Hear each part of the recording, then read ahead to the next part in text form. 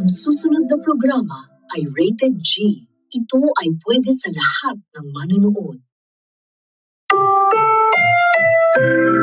Ang susunod na programa ay rated PG. Ito ay nangangailangan ng patnubay at gabay ng magulang para sa mga batang manunood. Ang susunod na programa ay rated PG. Patnubay at gabay ng magulang ay kailangan sa mga batang manunood.